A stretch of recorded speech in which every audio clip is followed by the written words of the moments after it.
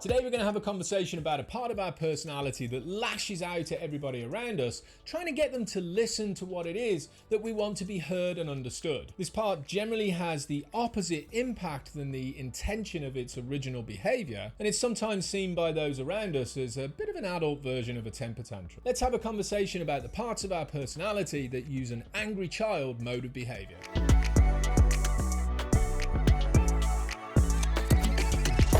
When the angry child mode is activated within our personality system, we generally feel overwhelmed with frustration, we're upset, and we're even enraged about the things that are happening around us. We can also become demanding, controlling, abusive, or even devaluing of the people that are most important to us. As I said in the intro, this mode of behaviour often presents to others as an adult version of a temper tantrum, slamming doors, calling people names, throwing things, sometimes even striking out in frustration at inanimate objects like walls and doors. And this mode is normally activated because our thoughts and feelings revolve around not being heard, understood, or accepted by others in some way. As an adult, someone who blends with the angry child mode is usually labelled by people as a person who goes from 0 to 100 in no time at all, often in a display of aggression that's filled with disproportionate levels of intensity. Usually the case that when it's observed from the outside, people will recognise this behaviour as an immature or childlike expression of anger, and they'll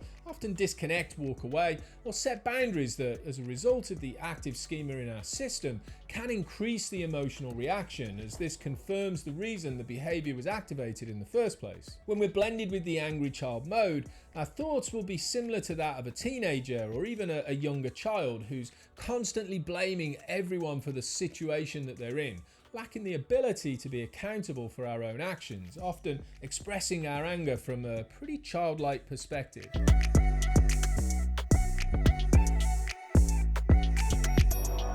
As we've previously discussed, our vulnerable child is at the core of our personality, and this integral part of our system is holding on to the emotions that are connected to our unmet childhood needs and their associated stories. Predominantly, our vulnerable child holds on to all the guilt, shame, sadness, and loneliness that exists within our personality system, and when there's even the slightest possibility of experiencing these emotions, our system goes into a fear-based state. As a result of this, our parts will do whatever it takes to avoid the activation of the sensations that are connected with these unwanted and uncomfortable feelings. For many years, I used substances to escape from these feelings. My addictive lifestyle was built around avoiding the loneliness that existed within my vulnerable child. In fact, this was the internal void that I was constantly trying to fill with external things. I lived in a fear-based personality system that was constantly on the lookout for the slightest hint of emotional activation. I didn't have to experience the presence of the emotion itself,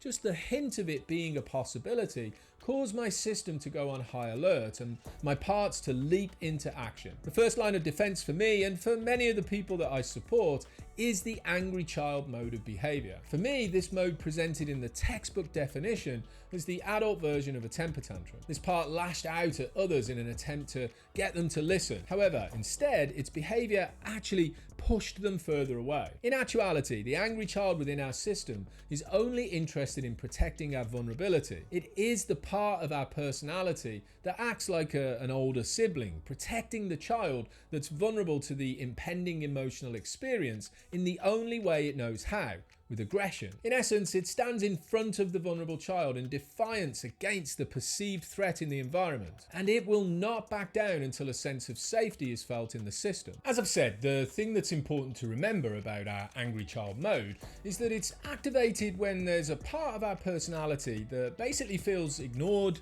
discounted, or unheard. So its intention is to get people to hear what it is that we want them to hear. At some point in the past, this mode of behavior may have created the illusion of success, so this part of our personality is trapped in the rigid belief that it has to behave this way to achieve its goal. The problem with this, in actuality, is that the louder we get, the less people listen, because our confrontational behavior generally activates the fight or flight system in the other people. This means that they're no longer listening to what it is that we're trying to get them to listen to. They are simply trying to survive the situation with whichever one of the 5 coping mechanisms their system deems necessary in this particular situation. And there are a number of different ways that the angry child mode can kick in. The most common one, as I've said before, is when there's a feeling that people aren't listening to us. No, you're not listening to me? This is really not cool. I'm telling you right now, you need to pay attention to what it is that I'm saying. You don't understand. You don't understand me at all. You're not listening to me.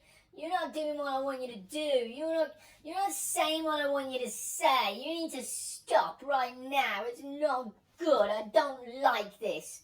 I don't like this at all. You're not hearing me. This is not a good situation. Sometimes the angry child mode can be there because people aren't doing what it is that we want them to do. Why is it that whenever I ask you to do this, you just don't do it? I asked you to do it yesterday and you didn't do it. And now here we are today and you still didn't do it. You're not doing what I want you to do. That's not fair. You're supposed to do what I want you to do. You don't love me. You don't care about me. If you did, you would have done these things when I asked you to do them. You don't love me. You don't care.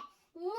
What is it that I have to do to get you to hear me when I ask you to do these things? How many times do I have to ask you? Is this what I have to do? Do I have to get like this and then you'll hear me? I just don't understand. What do I have to do? It can even get activated when other people are pointing out that we didn't do the thing that we said we were going to do. Wait, what? How dare you? I do so much around here and I forget to do one little thing and you get to point it out? What about all the things that you don't do? What about all the times that you forget to do things? What about those times, eh? What about those times? I know you are, but what am I? Yeah. Well, sticks and stones will break my bones, man. I'm rubber and you're glue. Whatever you say is gonna bounce off me and stick on you. Yeah, it's gonna stick on you, not me. I break my back night and day, running around all over the place, picking up the pieces for other people, doing things that are not my responsibility, which is probably the main reason why I forgot to do this in the first place, because I'm so busy doing things that other people should be doing. This is such bullshit, man. Whatever sets the wheels in motion, the point is that the angry child is trying to protect the vulnerable child from the unwanted experience of sadness, loneliness, guilt, or shame.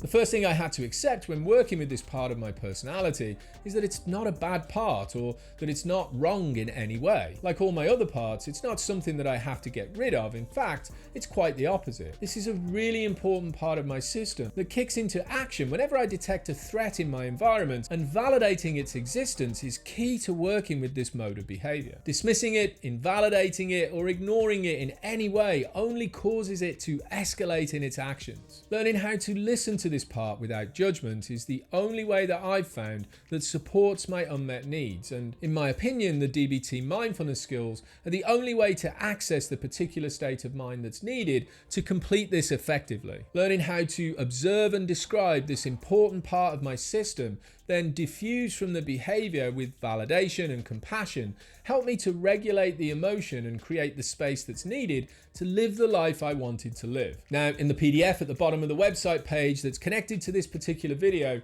you'll find a worksheet that's designed to help you figure out what the angry child looks like when it's activated within our personality system. If you think this mode might be relevant for you, take some time to download it, print it out, and then work through the questions and exercises contained within it slowly. If you can, allow yourself to sit with the experience of the angry child. Keep in mind that this is going to be extremely difficult to do at first, as the emotional experience of this part can be really overwhelming, and it's actually a coping mechanism for the uncomfortable and unwanted emotional experiences that we avoid the most because they are held in our system by the vulnerable child. Building trust with the angry child mode of behavior and learning how to educate it on what's so is the only way to work through these difficult and challenging experiences. And if you want to know more about this or any of the other things we talk about on this YouTube channel and the connected website, come join the live online meetings that I facilitate each week on Zoom for free. I'll leave some links to those groups in the description below. And as always, If you like the content of this video, please subscribe to the channel, smash that like button and turn on those notifications to get all the latest from me and the Liberation Place. I hope this video gave you some insight for the presence of the angry child that might be sitting within your own personality system. Thanks for watching. See you again soon. Take care, be safe and be well.